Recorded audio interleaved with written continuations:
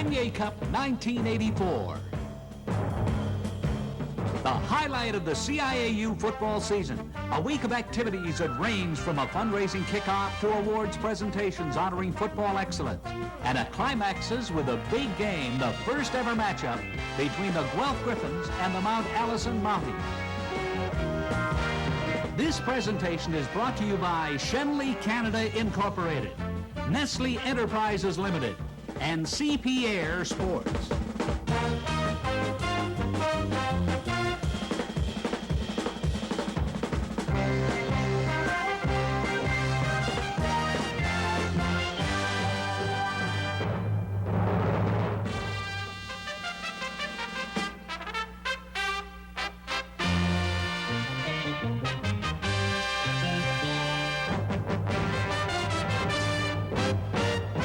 Began with the Vanier Cup kickoff involving sports and media personalities, politicians, community and business representatives getting a kick out of raising money for diabetes research.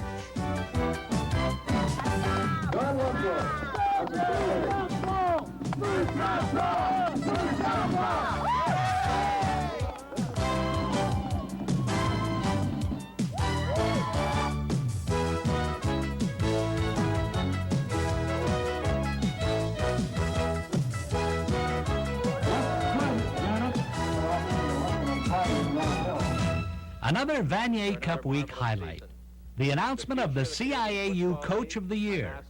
This was done at a reception hosted by CFL Commissioner Doug Mitchell. The future of the Canadian Football League depends on what the CIAU can do, and anything we can do to help you, we're pleased to be able to do it. Thanks very much. Last week's defeat of a strong Queens team convinced everyone who follows university football that Mount Allison, a school of only 1,700 students, is a legitimate and worthy contender for the Vanier Cup. It is my pleasure to announce that the winner of the Frank Tyndall College Coach of the Year Award for 1984 is the head coach of the Mount Allison Mounties, Steve Bruno.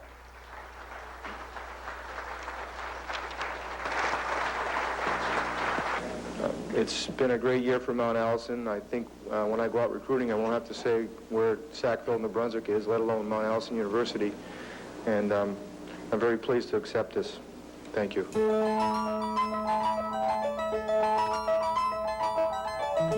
The Shenley Awards presentation is one of the highlights of Vanier Cup week, with outstanding nominees from each of the CIAU conferences being acclaimed by their peers.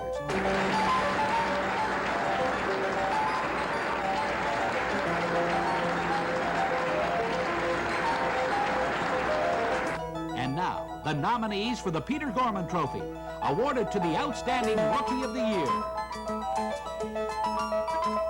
Rob Cecile, a wide receiver from the University of Windsor.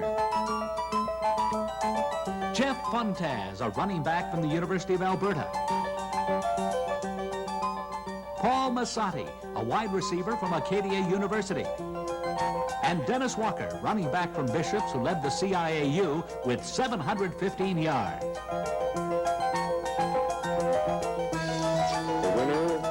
The Peter Gorman Trophy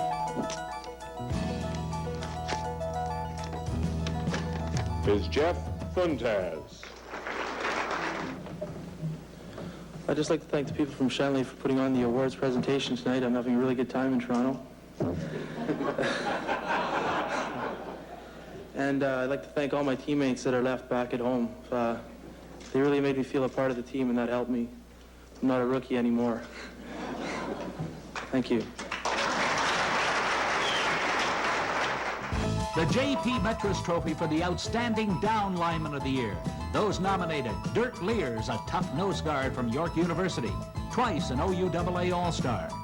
Don Adamick, a guard from the University of British Columbia, another perennial All-Star.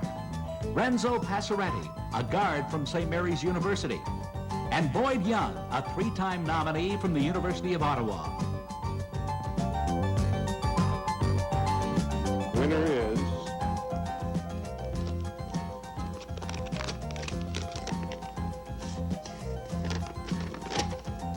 Boyd Young.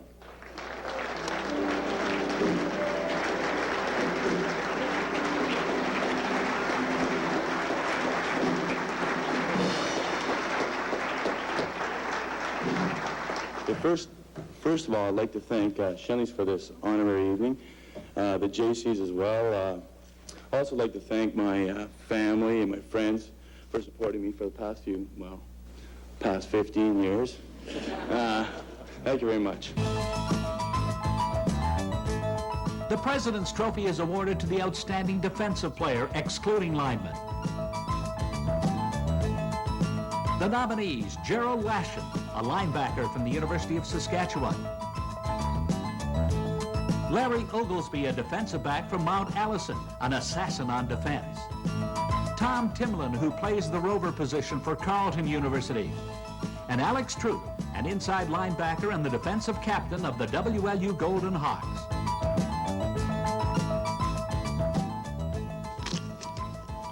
The winner is, for the President's Trophy, Larry Oglesby.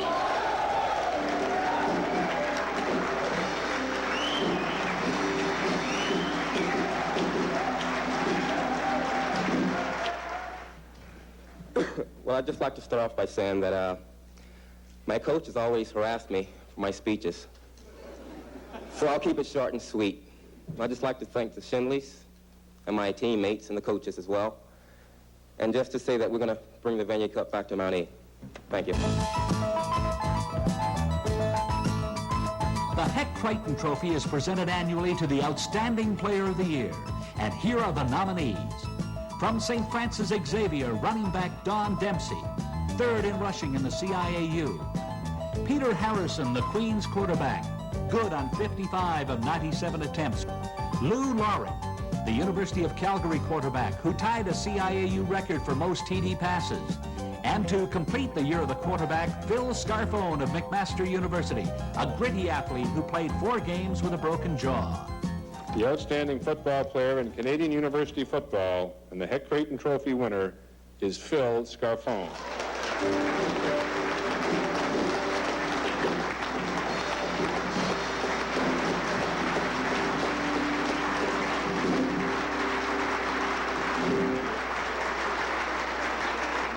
I'd just like to thank Shenley for this outstanding extravaganza. I'm quite proud to accept this award, but I can't do it on my own. I have a special team. They took it personally when I broke my jaw this year. They did everything they possibly could to protect me. I was only sacked 3 times, and anybody who came near me with the ball, they could have it. I didn't care.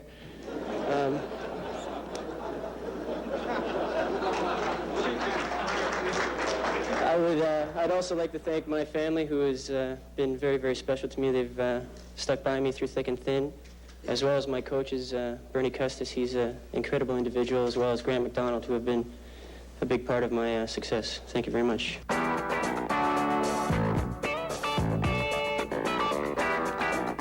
The CIAU has been recognized as one of the most competitive arenas for football teams from the 4 member conferences. This high level of competition has honed the skills of a great number of outstanding football talents.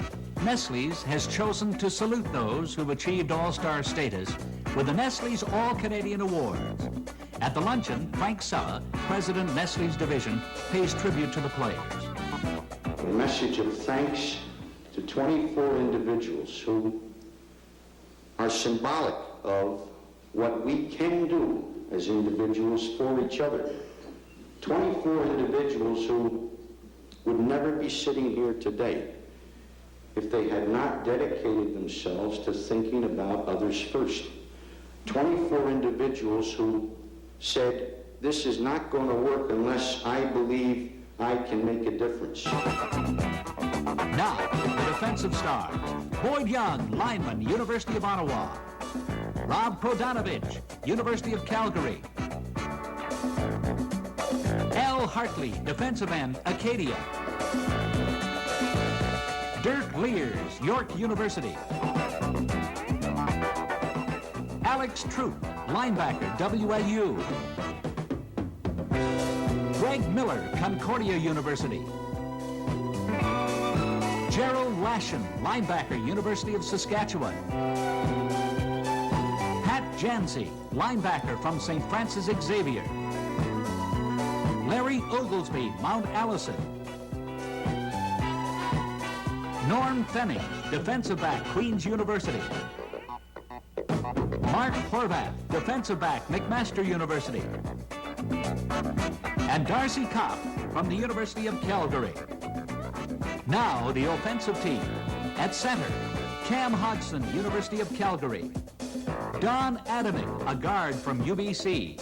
Joining Adamick, Renzo Passaretti, St. Mary's University. Tackle Nick Benjamin of Concordia, selected first in the CFL College Draft by Ottawa. Randy Ambrosi from the University of Manitoba, the other tackle. Wide receivers are Perry Ceci of the University of Guelph. And Rob Bresciani from the University of Saskatchewan.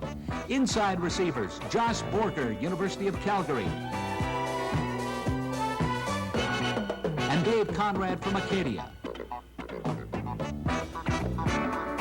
The running backs are Don Dempsey of St. Francis, who topped the 100-yard mark in rushing every game this season. Glenn Steele, UBC. And the quarterback is Phil Scarfone of McMaster.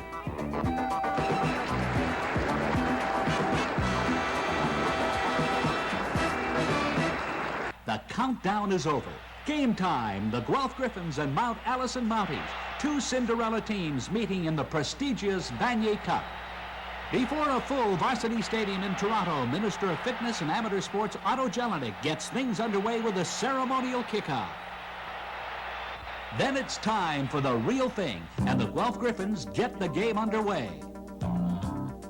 With Mount Allison on the move in the first quarter, Guelph's Mike Knighton intercepts this Jim Tierney pass, and it marked the first in a series of turnovers in a first half punctuated by defense. Later in the quarter, Guelph quarterback Randy Walters finds his favorite target for his first catch of the day, and Perry Ceci makes it a good one, going 89 yards for the score to put the Gryphons up 7-0. On their next possession, the Gryphons are on the move again, but this Walters pass is tipped by Jeff Boyd into the arms of safety Scott Cameron to stop the drive. And at the end of the first quarter, it was Guelph 7 and Mount Allison 0. Early in the second, the Mounties get things going as Tierney goes to Ian McDonald for 25 yards to the Guelph 20. The drive stalls, but Terry Baker comes in and boots the field goal to make it 7-3. When Guelph gets the ball back, it's Walters back to pass again, and again he's intercepted, this time by number 25, Paul Henry, as Walters threw the ball right to him. The interception led to another field goal attempt by Baker, but he misses, and Perry Ceci runs it out. A short time later, Baker misses again, and it was still 7-3 in the second quarter. Later in the quarter, Mark Hurst back to punt for the Gryphons. He bobbles a snap, and Scott Cameron is Johnny on the spot, scoops up the ball and runs it 20 yards for the sudden score, and the Mounties take a 10-7 lead. As the second quarter nears completion, the Gryphons gamble on 3rd and 3 to get things going, but Walters is sacked and Mount Allison takes over. But on their next possession, the Mounties turn the ball right back to the Gryphons as Dan Welton is there to make the interception. But the defense continues, and when Guelph gets the ball back, Walters throws another interception to Scott Cameron, his second of the half. On the last play of the first half, the Mounties go for a field goal, but again it's defense talking. The Gryphons' Rob Pavin blocks the ball, 10-7 Mount Allison at the half. The third quarter featured both teams trying everything, but nothing really working. On Terry Baker's 7th field goal try of the game, he was good for the second time, and Mount Allison takes a 13-7 lead heading into the final 15 minutes. With less than 10 minutes to go in the game, the Gryphons wake up, and Randy Walters throws for Perry Ceci, who makes an unbelievable catch by literally stealing the ball from the hands of Peter Esterbrook. A fantastic catch of 38 yards by Ceci gives him 2 on the day for 2 touchdowns and 127 yards. But after the score to tie the game at 13, the Mounties dig their heels in and block the extra point to keep the game deadlocked. As time starts to run out, Mount Allison decides to gamble on their own 35-yard line on 3rd and 1, and the Gryphon defense comes up very big and stops them. The Gryphons quickly turn Mount Allison's failure into 3 points as Tim Quirk boots a 28-yard field goal with 3:05 to go in the game, and Guelph leads 16-13. Late in the game, the Gryphons just running out the clock, but Jed Tommy got the ball and just kept running 23 yards to the 1-yard line. Then on the last play of the game, Tommy completes the run to the end zone, and that was it. The Gryphons had won the Vanier Cup by a score of 22-13, the first national championship for Coach John Musselman and his University of Guelph Gryphons.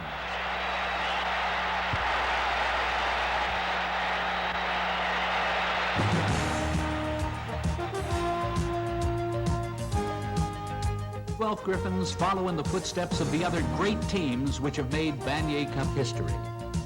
The thrill of victory, like a huge emotional wave, sweeps the players and fans to new heights of ecstasy.